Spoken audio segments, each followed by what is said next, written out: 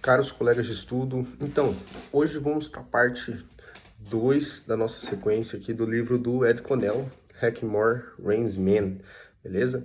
Continuando aí, estudando e tentando aprender mais sobre o uso do Hackamore, do modo mais tradicional. Bom, já queria deixar avisado que dessa vez eu estou lançando no Spotify, né? Então, caso você, por algum motivo, não consiga abrir no YouTube, né? O YouTube precisa ficar aberto, gasta mais bateria e tal. Tá no Spotify, você pode baixar e ouvir mesmo que você não tem internet, dá para ouvir viajando, dá para ouvir indo pro trabalho, enfim.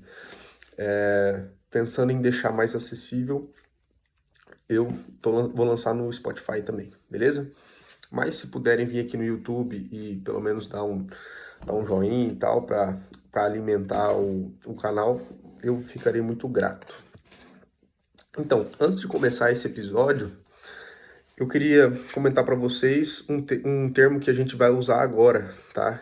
Que, aliás, ele usa bastante durante o livro, que chama set and turn, né? Que a melhor tradução que eu achei seria parar e virar, tá? Da primeira vez que eu li, eu fiquei um pouco na dúvida do que era, o que não era, então eu decidi perguntar para alguns conhecidos, né, que eu tenho nos Estados Unidos, que para me falar de uma maneira mais tradicional, mais certa, o que realmente é, né? Porque me pareceu um rollback da primeira vez, mas ele tem alguns detalhes que mudam. E, se você quiser, né, eu fiz um vídeo, tá aí para trás, eu acho que tá com esse mesmo título, SET, né, SET, and turn, set and turn, que eu tô explicando e mostrando o movimento, tá? Então, uma das pessoas que eu perguntei foi o Rudi Lara, que inclusive vai estar aqui no Brasil no Encontro de Horsemanship, esse ano, 2024, lá na Universidade do Cavalo. Recomendo que vão. Eu estou tentando achar meios para ir, mas ele é um cara muito bacana, já fiz algumas lives com ele, vale muito a pena. Então, para não enrolar muito, eu perguntei para ele se não é a mesma coisa do rollback, ele falou que não é a mesma coisa. Muda um pouquinho o peso do cavaleiro e a encurvatura é diferente. Essa foi a resposta que eu tive. E já para deixar claro aqui, uma coisa que vocês vão reparar é os tradicionais, e você pode ver isso até nas tradicionais aqui do Brasil, o cavalo é reto, é um cavalo sempre reto, né? Então, uma das coisas de Stephen Turn que eu vejo é a história do cavalo bem reto, né? Não é aquele rollback que o cavalo faz mais encurvado, né? Apoiando no pé de fora e encurvando mais, né? E eu perguntei para outro cara chamado Cody Deering. Ele tem um canal também interessantíssimo no YouTube, vale a pena acompanhar. Também vaqueirão tradicional dessa tradição dos vaqueiros, dos bucarus. Inclusive, se eu não me engano, ele é o criador do canal que tem no Facebook, o grupo, né, que chama California Traditions, que trata justamente da tradição dos californianos. Vale a pena acompanhar o grupo também, tem muita coisa boa, né? Então, e esse code me falou o seguinte: o CEF é parar. E o bom, né, o final dessa parada é parar com apenas um toque na rédea, né, apenas uma puxada na rédea. E a virada após a parada com outro toque na rédea, com ambos os anteriores fora do chão, né? Então, não é aquele rollback cruzando as mãos, é aquele rollback que o cavalo tira as duas mãos do chão e coloca no caminho que ele veio, né? Então, um giro, uma meia volta, né? Uns 180 graus com os anteriores fora do chão, tá? Então, o objetivo é cada vez ir dando menos puxada até você conseguir fazer a parada com um movimento e a virada com outro. Outra coisa, né, que vale a pena eu falar aqui, é a questão do Dublin. De novo, né, deixei 2 vídeos explicativos. Aí, de um cara chamado Al Dunning, né, que inclusive foi professor do Martin Black e tudo mais, e o outro do próprio Martin Black, né? E os dois vão ter uma interpretação diferente desse Dublin, né? Eu até fiz um vídeo praticando o Dublin do Al Dunning. Agora vai ficar um monte de palavra em inglês aqui, vai dar rolo. Mas eu perguntei pro Code e ele falou que o objetivo realmente não é virar muito o pescoço, igual o Aldani falou, né? Ele falou que o Martin Black tem uma pegada mais do vaqueiro tradicional, mais parecida do que o Ed Conell tá falando nesse livro, entendeu? Então aí a gente conseguiu chegar num ponto, né? Vale a pena saber o outro jeito, mas para a gente ter a referência mais dessa aqui do jeito que o Martin Black está mostrando, e aqui nos vídeos tem, né? Eu traduzindo e comentando o vídeo dele falando sobre isso. Tá? Inclusive esse Code, ele falou uma coisa, inclusive no grupo do California Traditions, que eu achei interessantíssimo, que a gente tem que tomar cuidado para não ficar flexionando, desmontando muito o cavalo, separando muitas partes do cavalo, até chegar num ponto que a gente não consegue montar de novo, né? Fica aquele famoso cavalo minhoca, né? Então a gente tem que ter, obviamente, desenvolver flexionamento, relaxar e tal, mas a gente sempre precisa manter a referência do cavalo reto. O que a gente quer no final é o cavalo reto, né? A retidão. E outra coisa muito interessante que ele falou também é que o cavalo não gosta de ficar flexionado demais, porque isso tira muito ele do equilíbrio. Um cavalo desequilibrado fica inseguro, fica com medo. Por quê? Um cavalo desequilibrado acha que vai cair. Para um predado, que nem o cavalo, se ele cair no chão, para ele é o fim da linha. Então, por isso que muitas vezes ficar flexionando demais o cavalo faz ele ficar mais inseguro. E às vezes o correto é tentar reequilibrar, inclusive através do doubling. O doubling é uma ferramenta de reequilíbrio. Tá? E outra coisa que ele falou também nos vídeos, né, o Code, que ele está falando justamente do doubling, é que chega um momento que o cavalo não permite mais que você faz o doubling. Como assim? É porque ele assume um compromisso com o que você está ensinando, então ele faz o que precisa para não ser feito o dano. Então chega uma hora que ele não permite mais, porque ele te responde antes. Beleza? Lembrando que todos os tradicionais vão falar isso, o cavalo tem que ser calmo, reto e para frente. Então, depois de toda essa explicação, que já demorou mais do que era para demorar, vamos para o livro finalmente. Tá? O capítulo que ele fala agora chama Princípios Básicos, né? E um desses princípios, o primeiro princípio, é justamente esse doubling, ou puxada, né? Todo trabalho é feito com a finalidade de fazer os movimentos a partir de uma puxada. Uma puxada ele esbarra, uma puxada ele vira, né? Outro conceito é o de puxar e soltar. No começo, as puxadas leves e afrouxando nos intervalos, né? Então você pega e solta. E tem esses dois tipos de puxada, né? Uma puxada mais leve e uma puxada e solta. Uma puxada e solta. Uma puxada mais firme, né? Uma puxada mais pesada. A leveza no focinho, outro princípio, né? Seja no hackamore ou no bridão. O cavalo tem que ser leve para conseguir ter a maior quantidade de ação quando estiver sendo trabalhado. O jeito que as rédeas são manejadas é o que deixa mais leve. Então, de novo, atenção aí ao uso das mãos. Sentir o focinho do cavalo no hackamore ou da boca do cavalo no bridão ou no freio.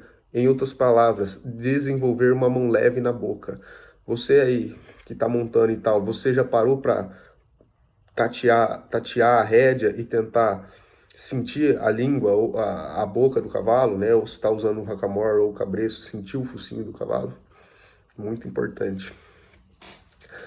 Outro princípio, aliviar as rédeas entre as puxadas, seja nas puxadas leves ou no doubling, né? Nessa puxada mais firme. Aliviar sempre significa que um novo movimento está vindo e o ajuda a manter-se leve, seja no bridão ou no hackamore. E aqui eu vou trazer de novo o Martin Black, uma coisa que ele fala que também foi uma virada de chave para mim. Ele fala, é melhor ter um timing ruim do que não ter timing nenhum, né? Então é melhor folgar a rédea de vez em quando, por mais que num timing ruim, do que não folgar nunca, tá? Nesse contexto. Trabalhando as rédeas com esse puxa e folga, vai fazer os cavalos do focinho pesado ficarem com o focinho leve e os cavalos do focinho leve se manterem leves. Peça a parada quando os anteriores estiverem fora do chão. Então, para quem não sabe, quando pedir o timing de pedir a parada, quando os anteriores, as mãos estiverem fora do chão. Sincronizar e pegar, né? Timing and picking. Aqui a gente está falando do timing certo para pegar nas rédeas, ou seja, o timing que eu vou pegar nas rédeas novamente após cada movimento, seja no hackamore, bridão ou freio. Tá? Lembrando que freio aqui ele usa a palavra bridle, que a gente já falou que na tradição, né, são os cavalos que estão apenas com o spade beat, né, quadro rédeas ou spade beat. Isso é feito em conjunto com o alívio das rédeas entre as puxadas. Com esse princípio é que trabalharemos quando trabalhar as rédeas durante e após o movimento e entre as folgas na rédea.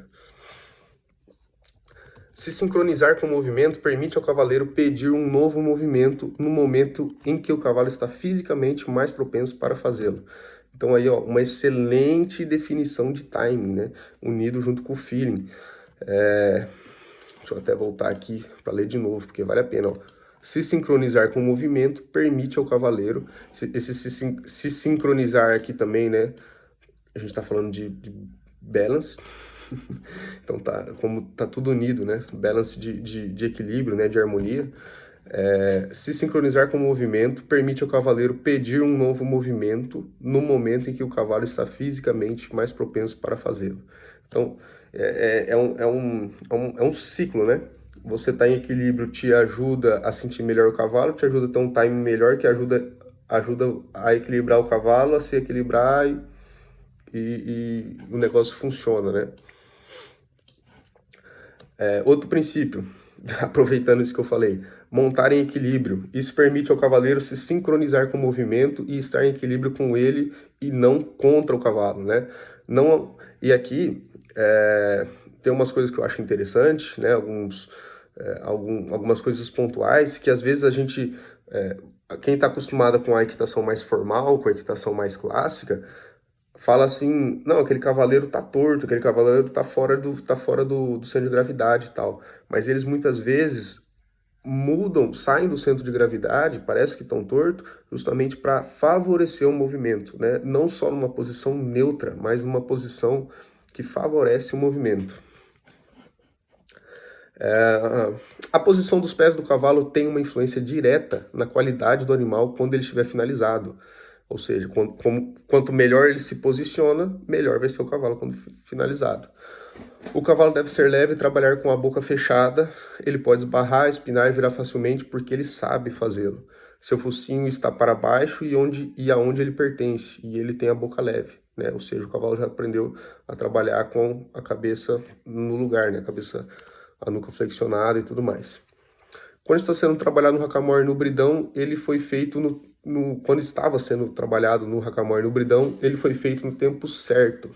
Foi feito o doubling quando necessário, ele aprendeu a parar e virar suavemente, seus pés sabem se posicionar em qualquer ângulo de trabalho, em outras palavras, ele sabe como trabalhar. E quando ele for trabalhar no bridão, sendo um cavalo de hackamore, ele ainda tem a boca preservada, né? Então,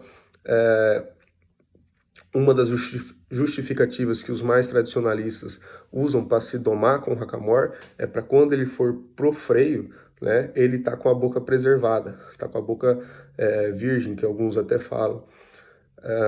A boca do cavalo, ela demora, além de 2, 3 anos para se formar, além de estar em formação, né? Então, justamente isso ajuda a dar o prazo, né, para a boca estar completamente formada quando ele for usar o freio. Voltando para o livro, não há puxada dura nas rédeas, então tudo que resta para eles quando forem colocados na embocadura é uma boca fechada. Se eles não forem condicionados ou não souberem trabalhar quando forem para o freio, eles vão estar em desequilíbrio e às vezes serão necessárias puxadas mais duras. E então alguma coisa vai ter que ceder, e a boca do cavalo vai ser a primeira coisa a ceder. O fazendo abrir a boca e ficando com a boca dura, né? Com resistência. Então, mais uma vez aqui, né, fazendo o cavalo no tempo certo. Cada movimento do cavalo deve ser terminado antes de se começar o outro, e deve ser dado a ele tempo para completar cada movimento. A folga entre as puxadas não deve ser muito a ponto que isso incomode o focinho do cavalo, mas deve ser o suficiente para que ele perceba. Desse jeito ele não perderá a sensibilidade. Muitos cavalos que estão prontos para o bridle são arruinados por cavaleiros da mão pesada. Isso porque eles não sentem o focinho do cavalo, eles não usam as rédeas quando os anteriores estão fora do chão, eles não folgam entre as puxadas ou movimentos, eles se apoiam na rédea ou no cavalo, né, após a virada. O cavalo perde a sensibilidade e não sabe o que o cavaleiro quer. Acabei de lembrar também essa coisa de perceber o time da mão na hora que tá fora do chão.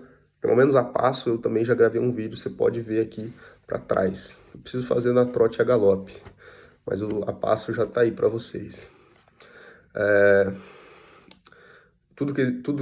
Isso que ele falou, né, faz muitos cavalos se tornarem cavalos medíocres.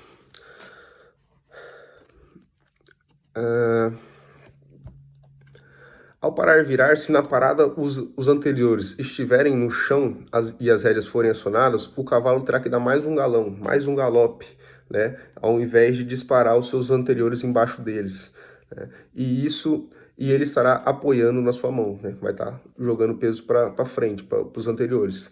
Agora, se ele for parado quando os anteriores estiverem fora do chão, os pés entrarão embaixo do corpo. Completando os movimentos. Quando o cavalo vem para o final da sua parada, o seu peso vai estar distribuído novamente, né? Quer dizer, ele começa com peso mais na garupa, né, se for uma parada correta, e no finalzinho ele já vai transferindo peso para frente. Um pouco antes do final da parada, ali deve haver uma folga na rédea, e um pouco antes do seu peso ser transferido para os anteriores de novo, ele deve sentir as rédeas pedindo para que ele faça a virada, ou seja, aproveitar enquanto o peso ainda está na garupa para virar, colocando os seus anteriores no sentido oposto, de volta ao caminho que ele veio.